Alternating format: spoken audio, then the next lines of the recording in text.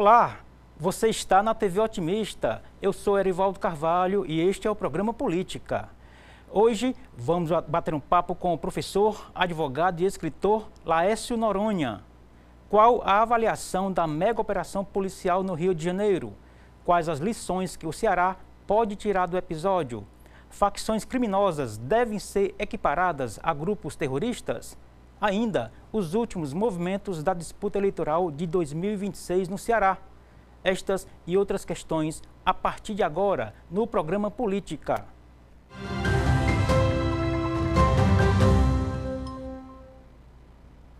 Laércio Noronha Xavier é advogado. O convidado é mestre e doutor em Direito. Laércio Noronha é professor universitário, escritor e consultor. O entrevistado é pesquisador sobre segurança pública e planejamento urbano, áreas as quais tem vários livros publicados. E é com Laércio Noronha que converso no programa de hoje. Professor Laércio, muito obrigado pelo convite aceito, é uma honra tê-lo aqui. Eu acabei não colocando aqui nos pontos que a gente vai discutir, mas o senhor é consultor em questões relacionadas a urbanismo, a planejamento, a territórios, né? E se discute muito, nesse período em que o programa está sendo gravado, do novo plano diretor de Fortaleza. Eu queria, antes que a gente entrasse aqui na pauta propriamente dita, a gente fizesse um rápido passeio, né, pelo que se está discutindo. Afinal de contas, para onde vai Fortaleza a partir desse chamado novo plano diretor? Saudações, Erivaldo, produção, seleta audiência do programa político assistido no Brasil todo. E queria dedicar esse programa de hoje ao amigo que faleceu recentemente, amigo da juventude, da universidade, Virgílio Félix de Lima e Souza, de causas naturais, mas é uma pessoa que eu tenho muita estima ainda e que nos abençoe, nos ajude, enquanto a gente faz nossa missão aqui na Terra. Olha, o plano diretor de Fortaleza, desde o Estatuto da Cidade, de 2001, nós tivemos a tentativa com o Juraci, em 2003, 2004. Esse plano não foi votado na Câmara porque ele não era participativo. A Luiziane é eleita e entre 2005 a 2009, ou seja, o primeiro mandato, o primeiro ano do segundo mandato, é que nós vamos ter o plano diretor de 2009, dentro de toda a instrumentalidade da caixa de ferramentas do Estatuto da Cidade de 2001, e muitas leis que não foram regulamentadas pelo próprio plano diretor. Em 2019, o Roberto Cláudio inicia o processo, vem a Covid, aí o Sarto, né, paralisa em 20, 21, 22, volta em 23, 24, não foi para a Câmara porque era o período eleitoral, e em 2025, de forma célere, o prefeito Evandro Leitão e o IPLAN e outros técnicos da Prefeitura, eles conseguem aprovar o plano junto com audiências públicas, a conferência que foi semana passada, conferência da cidade, envolvendo vários segmentos da cidade, e agora está na Câmara. Hoje mesmo, segunda-feira, 3, está havendo a audiência pública na Câmara, porque também tem que ter esse teor participativo. E por que a pressa do governo Evandro? Porque sem plano diretor, você não consegue, a Prefeitura não consegue financiamentos externos.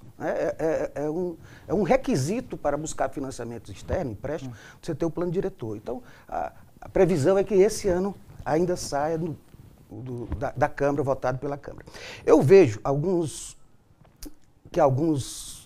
tópicos bastante destacados pelo Executivo Municipal, eles merecem críticas. Mais uma vez, a gente não discutiu como a gente vai reurbanizar toda a orla de Fortaleza, dos 34 quilômetros, apesar de dividir toda a orla em 8 trechos.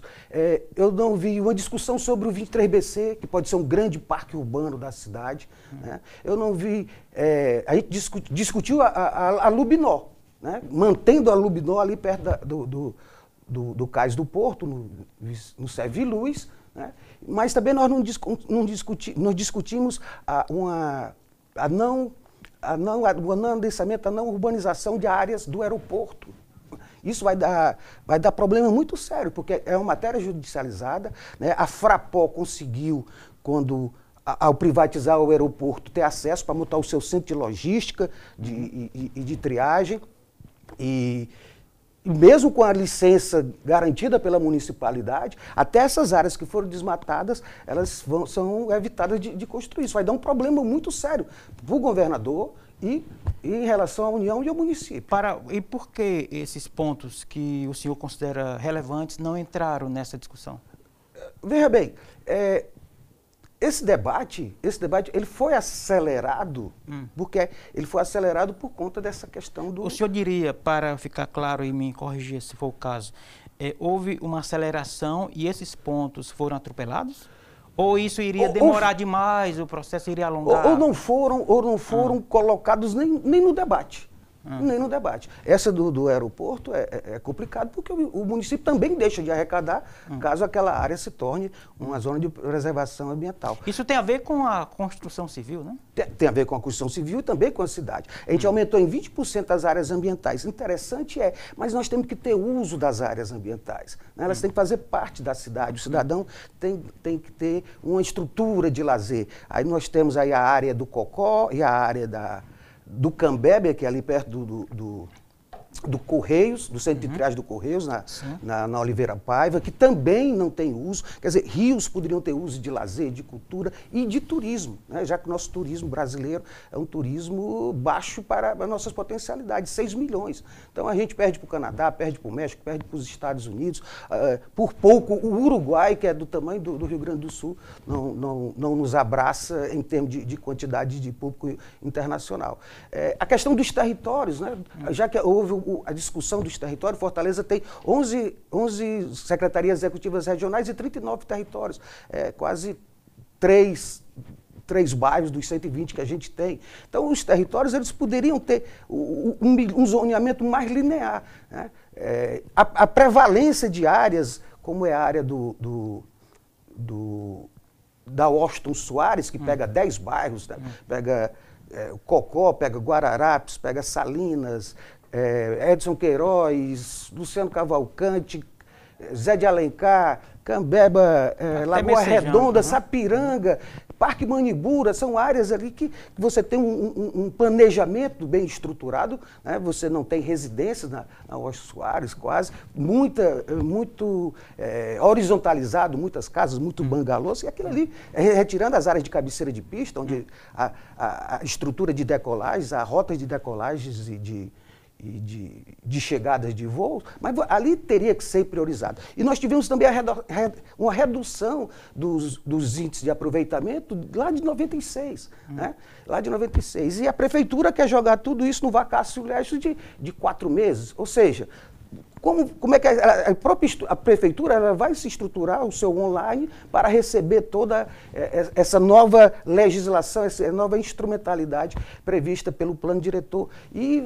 E outra coisa, a lei de uso-ocupação e parcelamento do solo também tem que estar nesse tempo, né, tem que ter aprovada para que a gente possa ter vigência no plano diretor. Então, é uma nota 7, né, a outorga onerosa, há um preconceito danado contra os super prédios em Fortaleza, como isso fosse colapsar. A mesma ideia que o Fortaleza é aumentar 2% da sua temperatura se a gente se criar estruturas próximas ao aeroporto, né, instalações institucionais, assim, quase como a gente fosse voltar para o período dos dinossauros, com 2%, tudo bem que o aeroporto de Fortaleza é no centro territorial da cidade, né, mas há muito, eu não vou nem falar do vitimismo, né, mas há muita especulação sobre a questão do clima. É claro que nós temos problema de microclimas, de aumento com poluição, mas isso não é de aterrorizar o desenvolvimento da cidade. Então, é um passo, avançamos, mas aí fica nossas críticas. Por quê? Porque não é só para as áreas de grande interesse imobiliário, é para toda a cidade de Fortaleza. Entendi. Quando você baixa o índice de aproveitamento, você vai prejudicar também toda uma cultura entronizada dos próprios moradores e que constroem os seus espaços. Entendi. De residência. Esses itens que o senhor falou, que acabaram tirando 3 pontos da nota máxima, né? Quando o senhor dá nota 7, significa dizer que passou por média ali se arrastando, né? Eu lhe pergunto, o plano tem previsão legal de ser periodicamente revisado, rediscutido. Esses pontos que o senhor coloca são passíveis de serem discutidos ao longo do tempo, ou isso vai acumulando um prejuízo que não tem mais como retornar do ponto de origem? Olha, obrigatoriamente, a cada 10 anos tem que ter um revisão. novo plano. Isso. Só que não se começa 5 anos antes, é só quando chega os 10 anos. Entendi. Quando chega os 10 anos é que começa. Você vai perder 2, 3, 4 anos nesse debate. Então o plano acaba valendo 15 anos. Né? Na realidade, ele acaba valendo 15 anos. Um problema que eu denoto mais sério foi a mudança da nomenclatura do zoneamento. Ou seja, você passa 10, 15 anos com a norma, onde você tem um zoneamento, zona de ocupação consolidada, zona de interesse ambiental. Quando você vai mudando essa nomenclatura, você vai tirando da memória, né, do próprio construtor, da academia, do advogado, do engenheiro. É antididático. É né? antididático você mudar essas nomenclaturas. Entendi. A gente poderia mudar, poderia até acrescentar outras. Né? ZEIS, a ZEIS 3, ZEIS de vazio, é uma forma também de congelar a cidade. Por quê? Porque quando vai se fazer uma habitação de interesse social, a própria estrutura da população ela pode escolher onde quer. Né? Então, quando você, às vezes, nem cria a habitação de interesse social, e também o proprietário daquele terreno não pode construir. Exatamente. Professor, o senhor é um estudioso desse tema, como se percebe claramente, tem livros, tem obras nessa área, né? É consultor, inclusive. Meu mestrado e doutorado é em Direito Urbanístico. Exatamente. E também tem muita expertise no trato com a criminalidade, com a segurança pública. Então, aqui fazendo uma pergunta híbrida e já passando aqui para a pauta propriamente.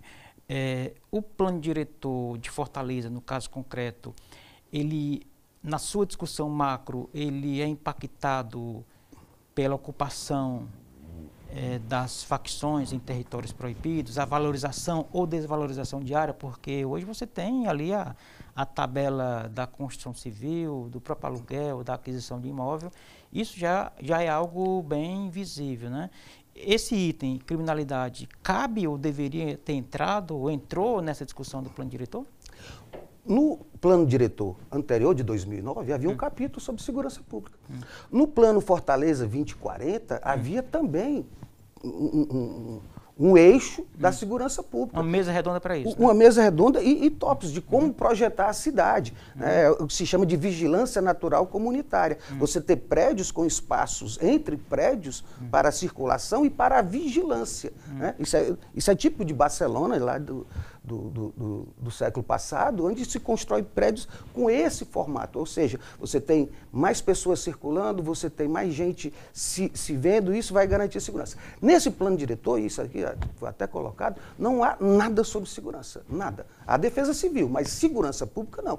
Então, como é que a gente está preocupado mais com o crescimento urbanístico ou imobiliário da cidade e não se discute esses elementos do turismo e da segurança? Não há um artigo para discutir a segurança e a gente sabe que Fortaleza, hoje ela é impactada, e o Brasil todo impactada pelo turismo, e também pela vida comunitária e social por conta de termos territórios absolutamente dominados pelas facções, 3, 4 facções que repercutem em Fortaleza, na região metropolitana, onde a gente tem aí cidades como Maranguape, que é a mais violenta do Brasil em termos de morte por 100 mil habitantes. Então, o planejamento urbano, ele também remete à segurança pública. Eu fiz esse caminho de juntar planejamento com política pública de segurança. Então, eu vejo como mais um elemento para não dar uma nota maior ao plano, né, acima de 7, porque ela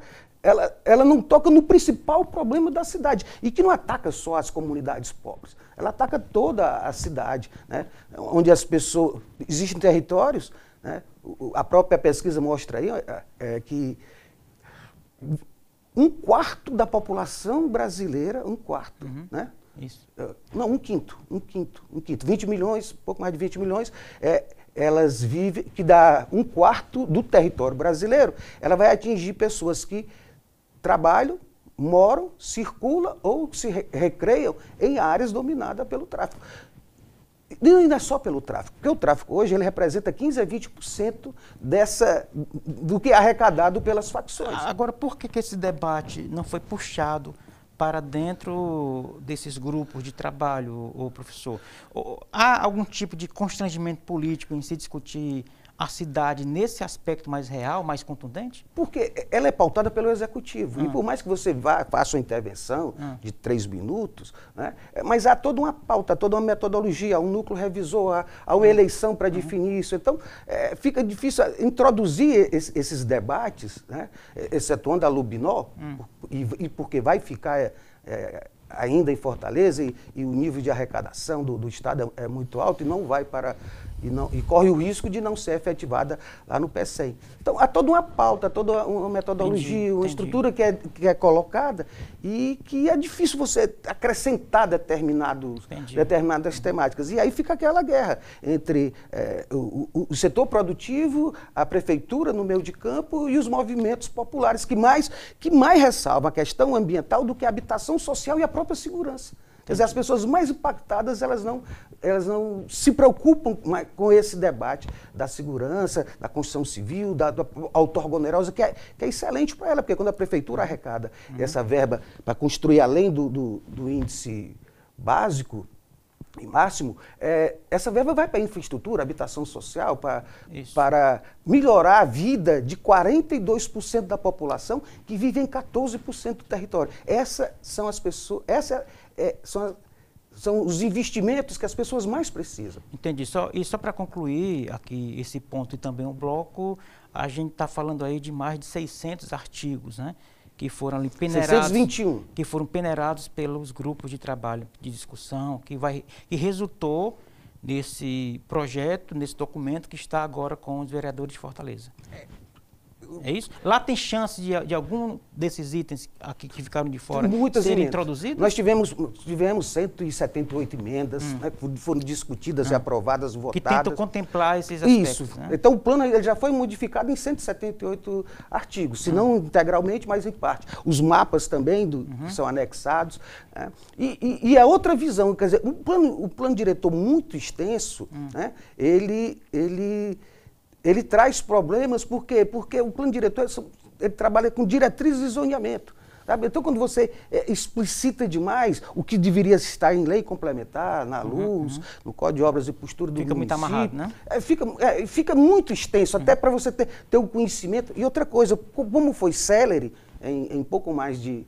Entre maio e agora novembro, nós discutimos e aprovamos um plano. Entendi. Quer dizer, fica difícil você ter o acompanhamento completo nesse momento até de mudança na Câmara. Entendi. Diferente do outro plano da Luiziane, onde se teve pelo menos um ano de debate, né, após a entrega da minuta do plano diretor, para que a gente analisasse, discutisse na Câmara. Então foi mais de um ano de debate. Então você conhece a miúde o plano. Esse foi um plano com a celeridade que a gente até entende, mas que dificulta a compreensão plena, inclusive por ter mais de quase 500 páginas, 621 artigos. Entendi, professor. Ficou bastante claro. É um assunto que está em curso.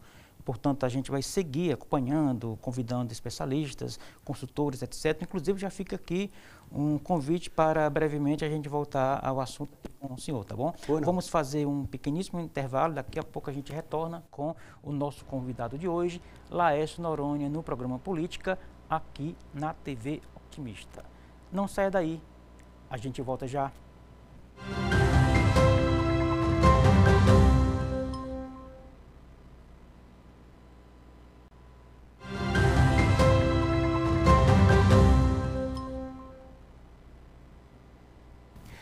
Estamos de volta para o segundo bloco do programa Política de hoje. Eu sou Erivaldo Carvalho, você está na TV Otimista, que recebe o consultor em segurança pública, também advogado, professor, pesquisador e escritor, Laércio Noronha, aqui conosco, nos ajudando a entender algumas questões, eu diria, locais, nacionais, internacionais. Antes de entrar na pauta aqui da mega operação no Rio de Janeiro, que tem reflexo, né, em todo o país, inclusive na política, já se diz que esse assunto vai pautar a sucessão do ano que vem. Eu queria que antes a gente passasse aqui um pouco à vista, professor, nesse capítulo da política internacional, né, em que o governo conseguiu furar o bloqueio diplomático. Hoje você tem uma mesa de negociação do alto escalão, tanto do governo brasileiro como do governo americano. É uma discussão em nível diplomático, ali pessoas de confiança de lado a lado, né? E diante do colocado, a gente tem uma luz no fim do túnel para se sair dessa história do tarifaço, dessas questões judiciais que inclusive envolvem a Suprema Corte do Brasil? Olha, eu acho que a gente entrou numa sinuca de bico, né? e que nós patrocinamos essa sinuca de bico. Veja bem, os Estados Unidos... Esse nós tem nome? Esse nós tem governo federal atual e o STF. E vou explicar por quê. Os Estados Unidos eles têm um déficit gêmeos, o déficit fiscal e o déficit comercial, que dá a cada um trilhão ano. Ou seja... De dólares? De dólares. Ou seja, 2 trilhões o déficit fiscal e o déficit comercial conjugados. E os Estados Unidos, olha, eu tenho uma desconformidade, porque elevam tarifa para os produtos americanos que são exportados, e a gente aqui reduz essas tarifas, né, em nome de não ter uma política protecionista. E o Trump foi para cima e jogou isso na Europa, com a China, com outros países da Ásia, com o Canadá, com seus vizinhos, o México, e buscando ali que se remediasse, buscasse uma maior justeza nas relações comerciais, buscando também atrair investimentos internacionais e competir com a China, que é muito complicado, porque é um capitalismo sem direitos, né? Produz em larga escala, tem 1,4 bilhão de pessoas, tem um grande exército de reservas, salários escorchantes, jornadas de trabalho pesadas e sem direitos sociais. Então fica difícil competir com a China. Ah, tem juros baixos, tem investimento tecnológico. Ok, não é à toa que ela cresceu tanto, né? Na década de 80, início de 90, tinha um PIB igual ao Brasil, né? Mas pelo menos ela tem um planejamento que é executado, lógico que com erros. Então, quando os Estados Unidos fazem isso com os outros países, eles fazem sob uma ótica comercial. No caso do Brasil, não é sobre a ótica comercial, é sobre a ótica diplomática.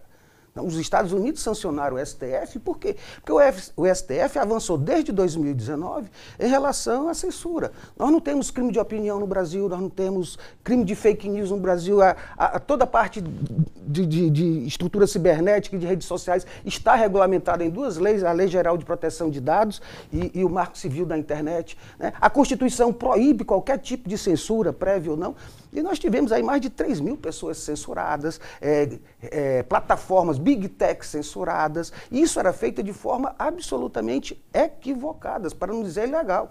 Por quê? Porque se escolhiam os alvos e até de forma lá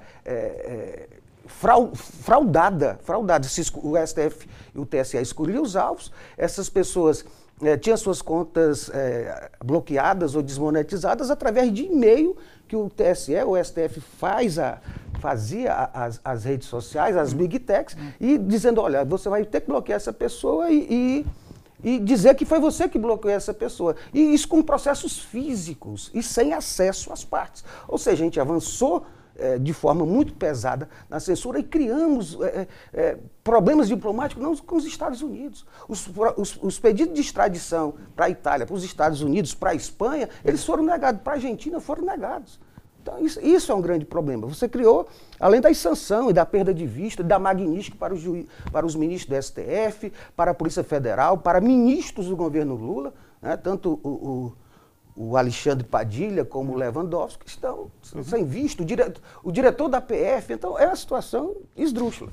Que depois de passar dessa fase comercial, o senhor disse que ainda vai ficar esse passivo para ser destrinchado, para ser resolvido, né? Por quê?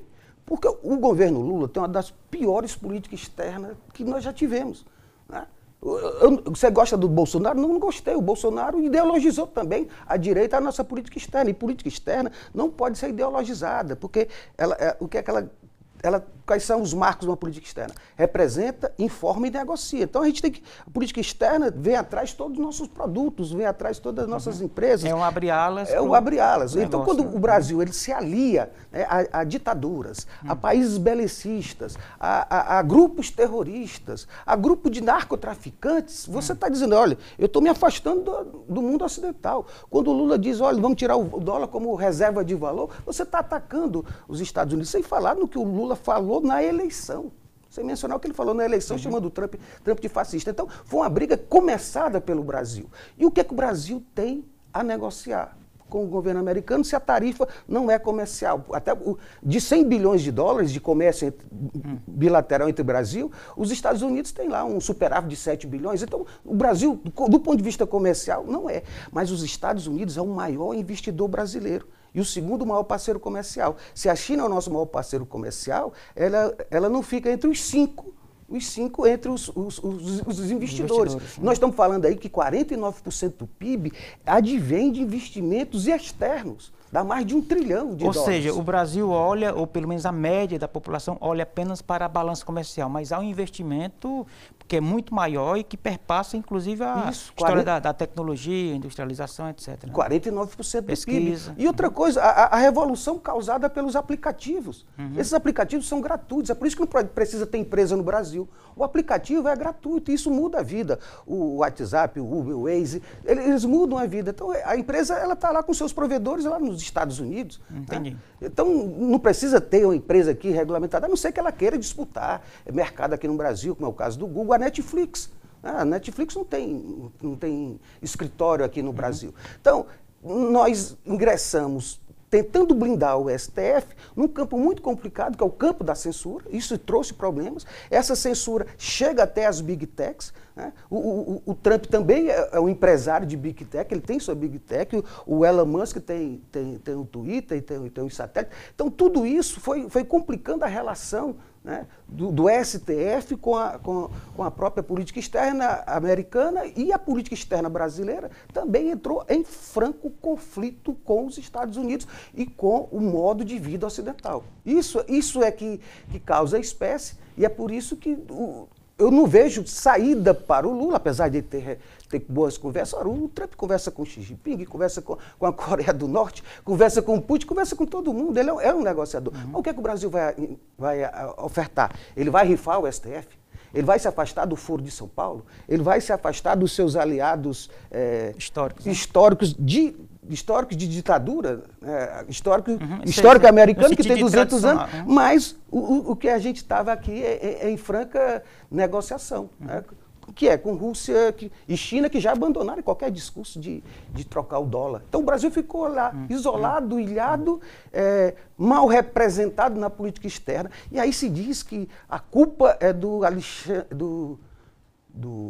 Eduardo Bolsonaro e o Paulo Figueiredo. Meu Deus do céu, não é você chegar... Eu até considero que eles têm boa interlocução com o Departamento de Estado, que é o Ministério das Relações Exteriores dos Estados Unidos. Mas ninguém chega lá batendo na porta, olha, eu quero uma magnífica para fulano, para Beltrano. Aquilo ali você tem que trazer informações, que tem que ter tradução juramentada, é investigado, envolve a justiça, envolve inteligência, envolve a fazenda, envolve... O argumento é de que os Estados Unidos foram mal informados. Não existe isso. Né? Você tem a melhor estrutura de servidores públicos que pode ter uma nação. E você tem lá a investigação... Até em nível de espionagem. Em nível de espionagem, é a maior economia do mundo, é a maior estrutura militar, tecnológica, comercial. Então, não tem como você ser enganado. E outra coisa, está tudo nas redes sociais. Né? É como a gente vivesse na analogia. Será que eles estão vendo o discurso do Lula lá no sindicato tal, ou na inauguração da obra, ou no palácio? Tudo está em franca informação e conhecimento de todo mundo. E ficou claro que a política externa do Lula é uma política contraposta à americana. Entendi. Professor, virando aqui o nosso ponto de pauta, estamos gravando esse programa alguns dias, pouquíssimos dias depois da mega operação no Rio, que deixou mais de 120 mortos, abalou esse mundo de combate à criminalidade, abalou a política. Estamos aí tentando entender ainda, só que alguns dias depois a poeira baixou, né? as cascas de bala esfriaram, né? Então é hora de a gente fazer um juízo mais pé no chão, né? Qual é a sua leitura do que aconteceu no Rio de Janeiro? Olha, eu considero que a operação ela é legítima, legal, urgente e necessária. A operação ela foi discutida e organizada há mais de um ano. Não é uma operação de uma hora para outra. Eram mais de 100, quase 100 mandados de prisão. Os morros do Rio de Janeiro, depois da DPF 635 de 2019, que é a DPF chamada das favelas, que só pode haver operação de forma extraordinária nas favelas.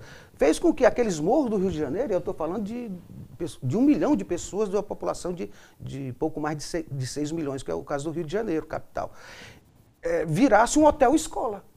Um hotel-escola. Muitos ligados às facções, principalmente a carioca, que é nacional, de outros estados que eram perseguidos pela polícia, foram morar lá. Foram fazer curso, fazer treinamento, se esconder da polícia. Tanto que muitos estão entre os mortos. Né? Eu até li sua coluna lá. Você tem Ceará, Pará, Amazonas, Espírito Santo, Goiás, Mato Grosso, Bahia, né? Bahia, ou seja, você tinha mais de uma centena de militantes das facções de outros estados que estavam inoculados nas favelas no Rio. E esse pessoal foi se armando, foi dominando os seus territórios. Tem uma frase, a análise do Rodrigo Pimentel, eu assino embaixo, eu achei as mais ponderadas, as mais fundamentadas, até porque ele tem experiência do BOPE, mora no Rio de Janeiro, né, e sabe se comunicar muito bem. Ele fala do confronto urbano não internacional. Ou seja, áreas que são dominadas há mais de 20 anos, né, territórios onde os traficantes, eles não...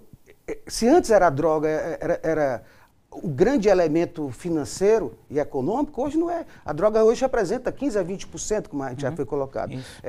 É o domínio na comunidade, se paga taxas de segurança no gás, na internet, nos aplicativos, só alguns ingressam lá. Eles têm domínio total sobre... Fornecimento de água, de tudo. Então, ele, além de ganhar da comunidade...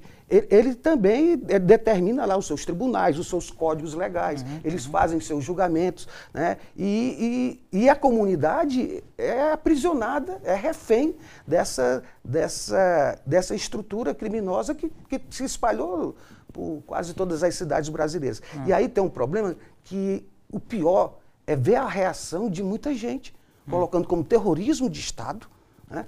Quem é muita gente aí, professor? Analistas, né? Analistas, gente das redes sociais, jornalistas, políticos, né? Políticos, influências, até porque o discurso das facções do crime organizado, ele começa a invadir culturalmente as redes. Você tem vários canais que têm uma ligação direta ou indireta com o crime. Um elemento nesse ponto aí, professor, o governo, bem lá no início, né, horas após a deflagração da mega operação, foi para cima.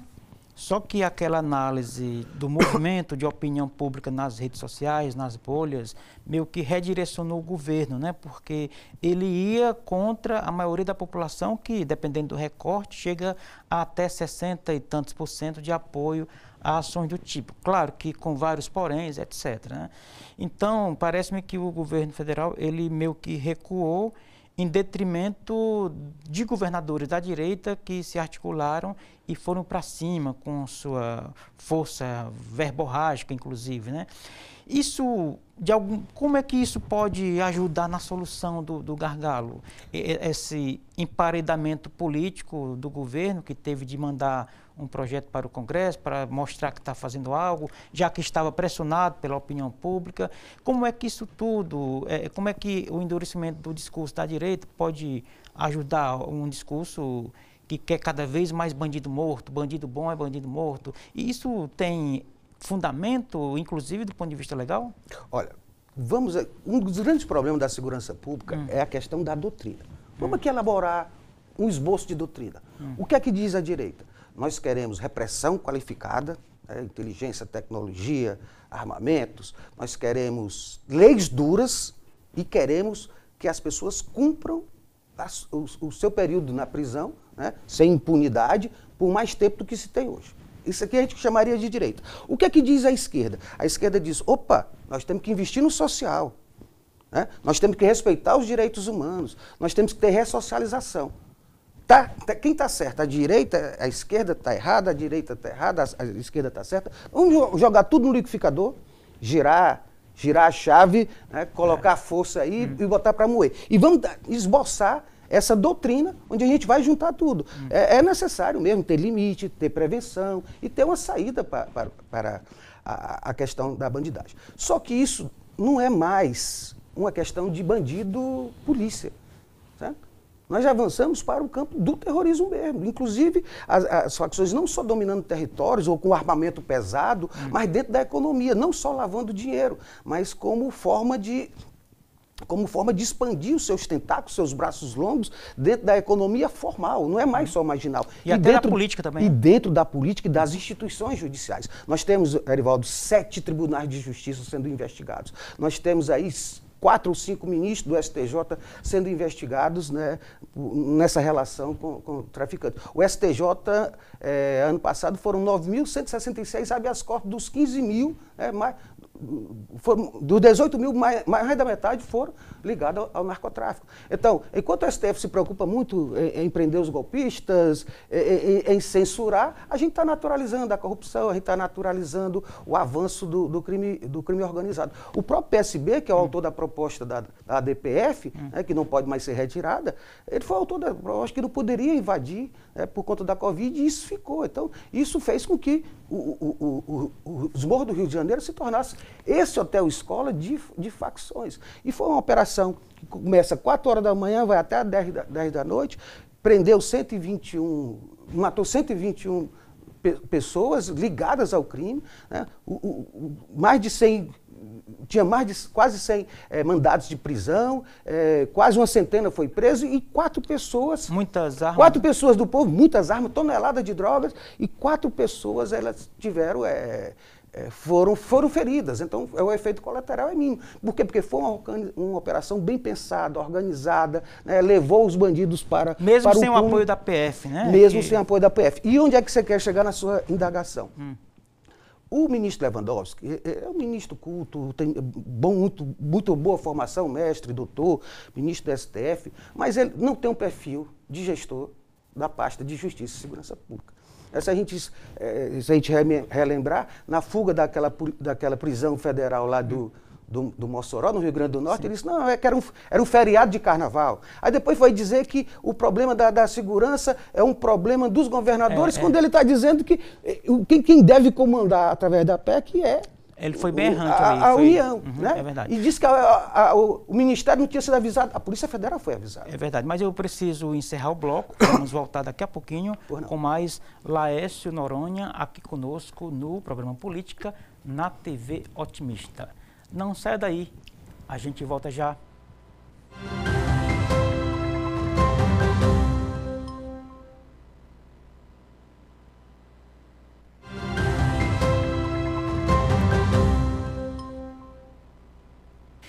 Estamos de volta para o terceiro e último bloco do programa Política de hoje. Eu sou Erivaldo Carvalho, aqui é o programa Política na TV Otimista que recebe Laércio Noronha.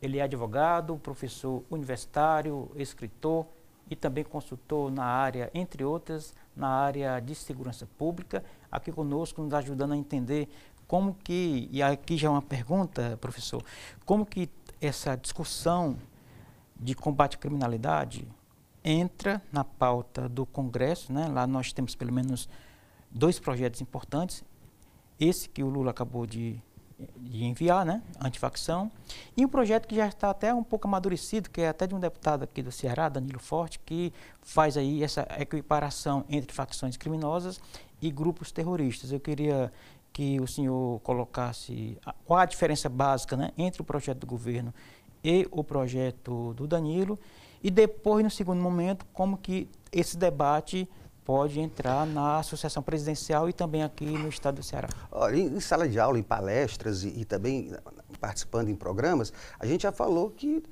é dispensável essa PEC. Dispensável, e até no programa anterior a gente tinha conversado sobre isso também. Por que é dispensável? Porque já existe a lei do SUSP de 2018. né, do Sistema Único de Segurança Pública. Então, já existe a legislação, você não precisa constitucionalizar. Ah, vou transformar a polícia Rodoviária Federal. Rodoviária Federal em Viária Federal.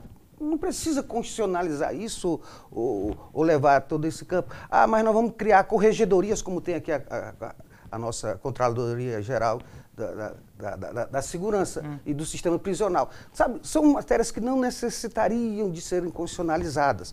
Mas a lei de antifacções, ela avança porque ela mexe no 288 do Código Penal, ela mexe no 21 da Lei de Organizações Criminosas, né, de 2013, ela amplia um pouco mais a pena, ela garante o crime de conspiração em questões de dominação territorial e de proteção para os agentes públicos, né, do advogado ao juiz, ao promotor, ao delegado. Avança, mas ela não interfere tanto como o projeto de lei do deputado Danilo Forte, de equiparação em terrorismo. O que é que diz lá a lei de antiterrorismo, que é de 2016, no período das Olimpíadas?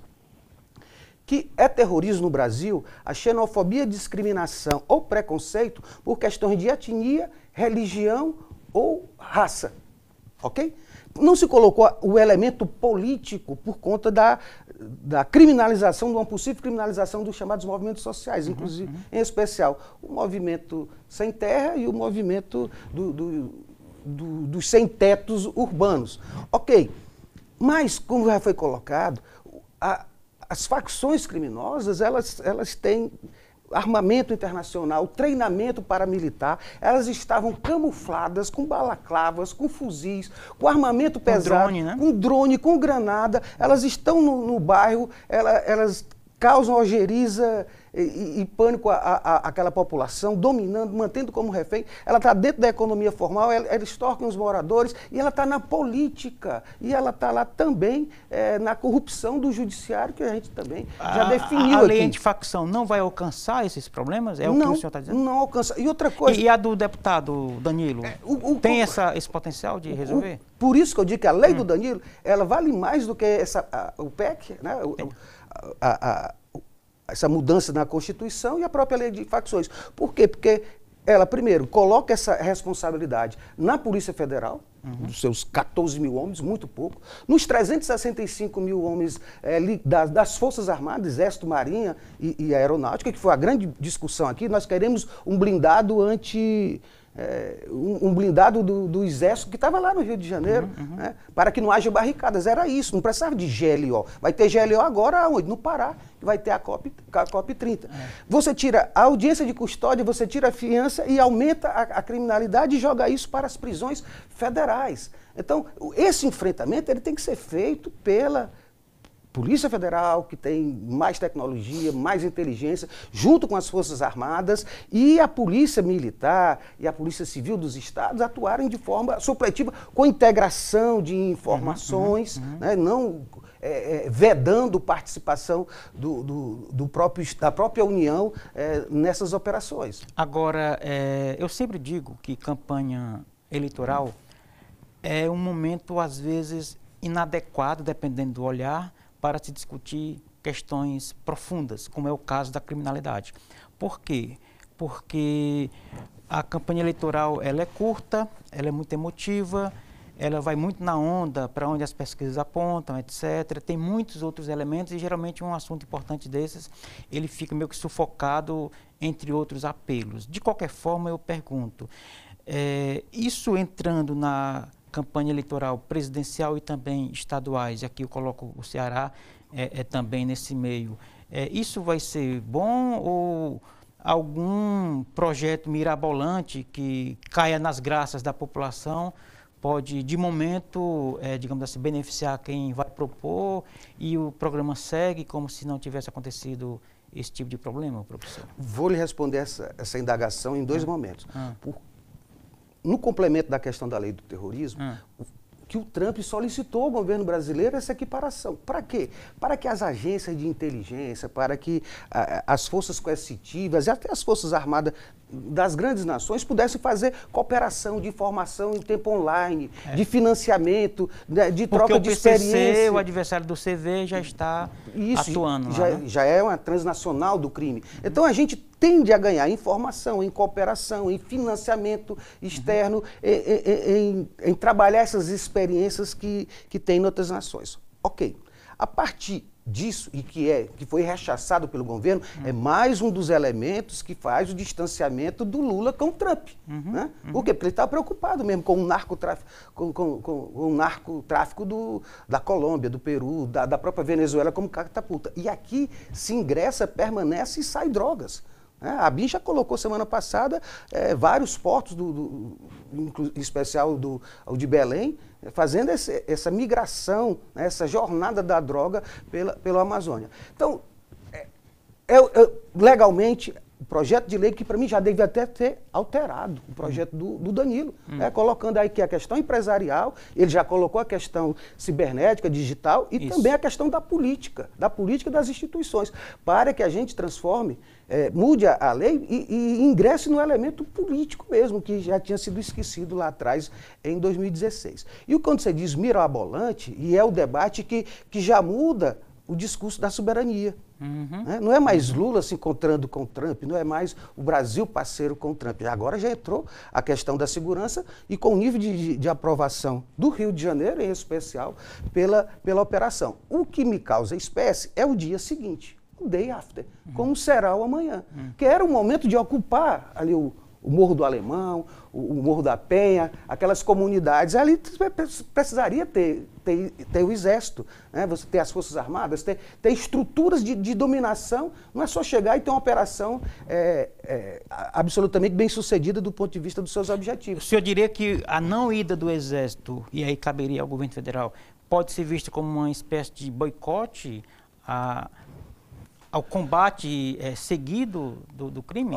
Quando eu falei, quando a gente montou aqui a nossa doutrina básica, né, você vê que muita gente que está aqui do lado da esquerda, ela desaprova a aprovação porque é da direita. Mas a polícia que mais mata é a Bahia. Nós tivemos uma operação no Ceará, morreu 7 do CV e o próprio Cláudio Castro no Twitter elogiou o Elmano. Então, não todos esses elementos, eles têm que estar condicionados numa estrutura para que a gente não vá para o atalho, para o experimentalismo, o deixa que eu chuto, tentativa e erro. Foi isso que aconteceu. O estado do Ceará, Rivaldo, há 20 anos, lá com o governo Lúcio Alcântara, a gente investia 9% do orçamento. 9%, o que dava em torno de 850 milhões de reais. Hoje, 20 anos depois de Cid, Camilo e Elmano, nós investimos 12%, mais de 5 bilhões. E o que aconteceu nesse período? O número de homicídios veio aumentando. Se antes era 1.780 por ano, era menos de 20 por 100 mil, hoje a gente já ultrapassa 3 mil. Em algumas cidades já chega a 80 mortes por 100 mil. Então, de que adiantou esses investimentos? Né? Qual a qualidade dos investimentos? Você está colocando que a culpa é dos governadores? Não, a culpa também é dos governadores, mas da sociedade, da mídia, da academia, que a gente não estruturou um projeto de longo prazo. Então, se a operação no Rio é bem sucedida, mas o amanhã, o hoje, a polícia não vai estar lá, as instituições não vão estar lá, o Exército não vai estar lá. E o que é que a gente pensa para o futuro? É por isso que eu falo, não adianta ter também essa doutrina se a gente não tiver uma estratégia de longo prazo. A União não tem, está aí esse espanta-barata de governadores com o presidente, essa confusão toda, os estados não têm, os municípios não têm. Se a gente não tiver esse projeto de longo prazo, né, aí com metas, com plano tático, com investimentos, com doutrina, né, com formas de prevenção, com atuação dos agentes, com redesenho institucional, não há saída. O debate vai ser esse. Por isso que mudou a página. Agora é segurança pública. O debate da eleição, daqui a menos de um ano, vai ser esse. Né? Mas a gente vai ver também que tem muito oportunista. Tem gente que entra num lado da doutrina e esquece o outro lado também. Tanto a direita como a esquerda. E às vezes passa exatamente tanto de um lado como do outro, passa a defender, às vezes, até aquilo no que não acredita, porque está mais de olho no voto do que nos resultados imediatos. Né? E tem muita gente aqui desqualificada que está no parlamento, né?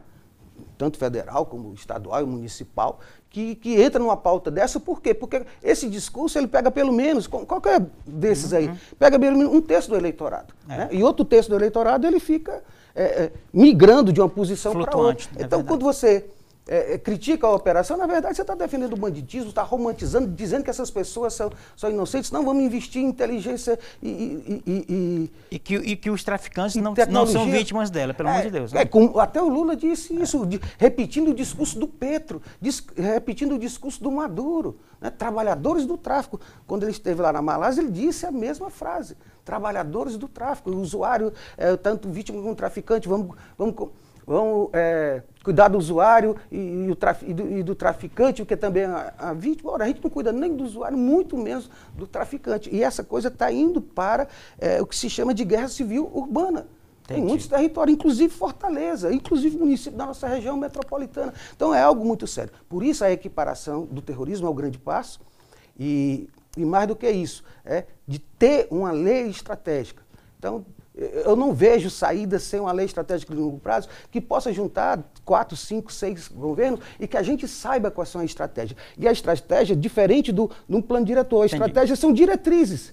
Diretrizes para que o governador ele faça o seu plano tático, mas obedecendo aquelas diretrizes e montando uma política pública como deve ser montada institucionalmente. Muito complexo o assunto, mas ficou bastante claro, muito didático. A gente já fica aqui na expectativa de uma outra conversa, de uma outra rodada para a gente aprofundar estes e outros pontos. Professor, nosso muitíssimo obrigado. Parabéns pelo trabalho. E vamos para frente, espero tê-lo novamente aqui brevemente. É um prazer sempre poder conversar com você, um repórter, um jornalista de escola, e mostrar também essas questões do planejamento urbano, da segurança, das relações internacionais. Desde 99 eu ensino direito internacional público, e direito internacional público é um mundo. Então você tem que estar absolutamente informado.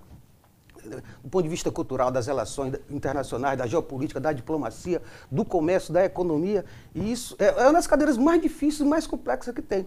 E isso faz com que a gente vá ganhando um background para analisar desde o internacional até a questão local, que é objeto do nosso mestrado, doutorado, e da segurança, que é uma interlocução, né, que também faz parte da nossa pesquisa, dos nossos livros, para que a gente com fundamento, com coragem, com confiança e ética, a gente possa discutir esses temas tão traumáticos. E eu não acredito em atalho, eu não acredito em experimentalismo, eu não acredito só em gastos. Né? Porque depois de uma crise dessa, Erivaldo, para concluir, aí se monta um escritório, ou aumenta o gasto ou faz uma nova lei. Certo?